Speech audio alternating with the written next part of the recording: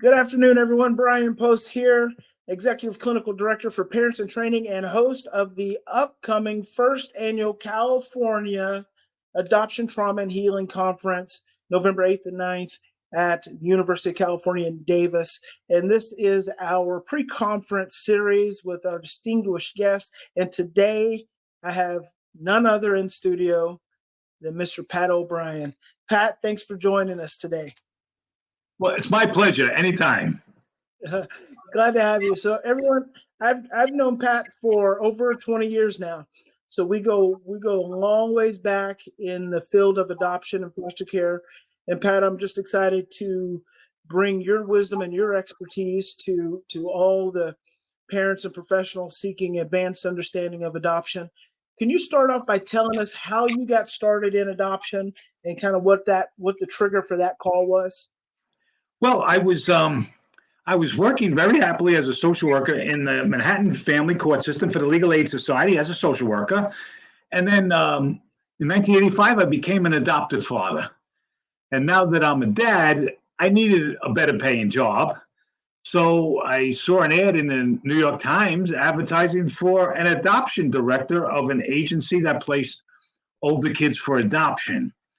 And I wound up actually getting that job and working there for 7 years and absolutely loving the work, but I didn't particularly love the organization. So me and a group of adoptive parents and former foster youth went out and started a board of directors that created an adoption agency exclusively to find homes for older kids on the verge of aging out of foster care. And that organization we had named You Gotta Believe. And that's where I first met you. So we have an interesting story on how I met you as well, but you let me know if you want me to share that with the audience. Feel free. Oh, good, because it's almost 20 years ago.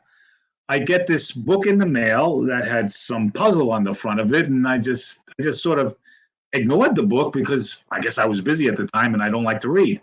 And then that time I write this article about unconditional commitment, and then you reach out to me about that article because about how important it is, for adoptive parents of older kids to be unconditionally committed. And then I read your book, and I was just amazed because at that time we were not thinking about parenting and with that paradigm. And the fact that I met you and learned the philosophy of that book, we had a lot more common sense approaches to helping parents understand parenting when they didn't raise their children from infancy. And because we were using old school parenting methods up until I read your book, and then it got you here in 2006 to explain the philosophy to my entire staff. So there was a real transition on the idea of parenting. That's big now. It's very big now and almost uniform agreement now. But back in 2006, you're the only one talking about it. I think it was my CEO of Post Institute at that time, David Durovy, in that article that you just mentioned. You had a quote about loving children the most when they deserve it the least. You have that off the top of your head? Well, I really should, because I do a live radio broadcast every Sunday night, and I end with that quote. I call it it's a prayer, and may you love me the most when I seem to deserve it the least, because that's when I need it the most. That's right. Well, the fundamental belief that we've been practicing since the late 80s when I started is that there should be nobody excluded from being an adoptive parent. So we wanted single parents, we wanted gay parents, lesbian parents, LGBTQ parents. We wanted to exclude nobody from coming forward to adopt children. And then, of course, we have placed a variety of teenagers who are LGBTQ, including transgender teenagers. And the key is finding parents that are allies and accepting of that. And really, that's all we were willing to do, is to find parents who are accepting of all types of sexual orientations, and because you never know when your child will identify, and you want to make sure that we're recruiting families that were open to everybody, even if the children at the time of their placement seem to be heterosexual, that you wanted people who are open to all sexual orientations. And we developed a strong connection with the LGBTQ community. As I said earlier, with You Gotta Believe, you all put a really big emphasis on making sure all parents and families that wanted to adopt had an opportunity, and a lot of those families ended up being a part of the LGBTQ community. Yeah. What have been some of the challenges that community of parents have faced that are different than other parents? Well, a lot of the challenges that we learned about was when they came to our organization to apply, to hear how other organizations treated them, because a lot of those other organizations didn't want single parents, didn't want gay parents, didn't want transgender parents, didn't want lesbian parents. And we actually knew they had a lot to offer the kids that needed families. So thank goodness we didn't have too many challenges after they came to us. They got licensed and had kids placed with them, but a lot of those families went to places that weren't very welcoming. And that's just, do you feel like that's just inherent bias within some areas of adoption? I don't know about adoption, but certainly in the culture, but probably adoption is too, because the culture pervades adoption and the adoption fantasy that everything should be perfect. And in the minds of the people who are running those organizations, well, perfect means a 2-parent married couple who are opposite genders, Mm-hmm. So yeah, I mean the general culture pervades adoption a lot, and at least when we had a chance to run the organization, we knew we wanted to exclude nobody from adopting the kids who needed the families the most. That's amazing. So, Pat, in 40 years of working in adoption, give me 3 things that you think are the most important when it comes to creating long-lasting, healthy environments for adopted children and their families?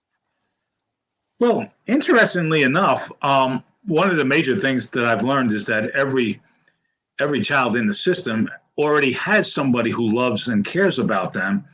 And it's really become our job when I was running the agency and some of the work I did after I left You Gotta Believe's day-to-day running and worked for Wendy's Wonderful Kids, with a caseload of young people on the verge of aging out of foster care, is that every young person has somebody who really already loves and cares about them.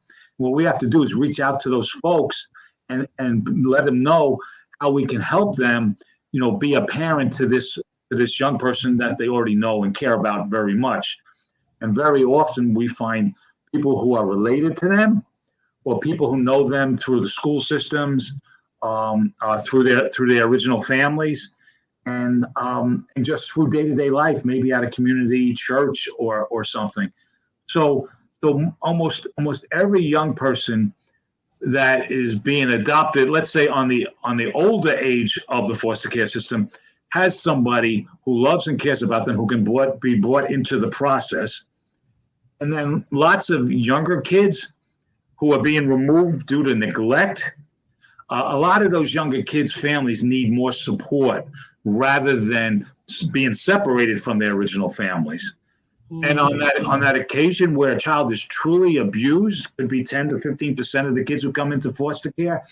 Well, we just got to recruit zealous foster parent advocates who are going to help the children return back to their community sometime between 30, 60, and 90 days. And so what I'm sort of saying on some level is perhaps adoption itself, at least in the United States, might even be a thing of the past. There might be better alternatives than adoption as the future progresses.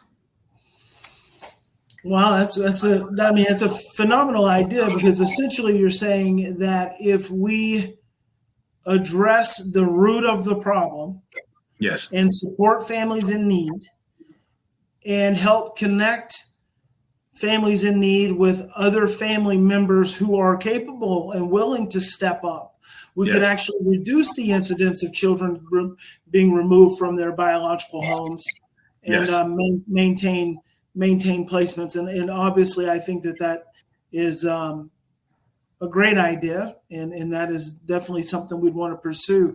I think one of our challenges from a community mental health standpoint, and just mental health services in general, is we tend to be very reactive as opposed to proactive. And, I think Bruce Perry said this probably 20 years ago. I heard him talk about it. How we spend 90% of our mental health dollars during adolescence, and we spend almost no money from 0 to 5. Yeah. And he certainly brought a great awareness to me, and I learned about him because of you. But he's absolutely right. It's the 0 to 5 that could benefit the most, and helping their parents as they're going through that time period. Because there's a lot of things parents can learn if they're not separated from their children. There's so much that we need to do, so we don't separate, mental health wise, so we don't separate parents from their children, because we create such a gigantic mess when we take children away from their parents. And it's just so hard to overcome that for both the parent and the child. I agree. Pat, as an adoptive father, when things got tough, I'm assuming they did, you had some tough spots. Yeah. What did you do to make it through? Well, accidentally stumbling on a book called The Primal Wound. At first, when the book came out, my daughter wasn't quite an adolescent yet, and I had a bias by assuming an adopted person wrote the book, which would have been a great book to read even if an adopted person wrote the book. And then I find out an adoptive parent who adopted a child same age as my child, like 3 days old, had this incredible understanding that original separation could fundamentally cause a load of internal problems. And the child, the behavior of the child that she describes in her book was my adolescent daughter.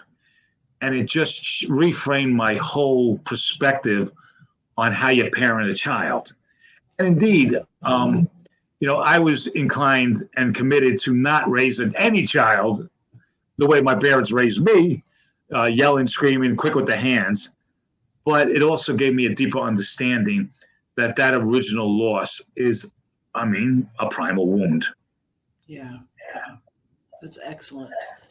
You're going to be joining us November 8th and 9th at the first annual California Adoption Trauma and Healing Conference. So yes, I'm excited to have you join us. You're going to have a special segment where I'll introduce you, and then I'm going to really open it up as a Q&A. I really want people to ask you questions and kind of tap into your experience and your wisdom.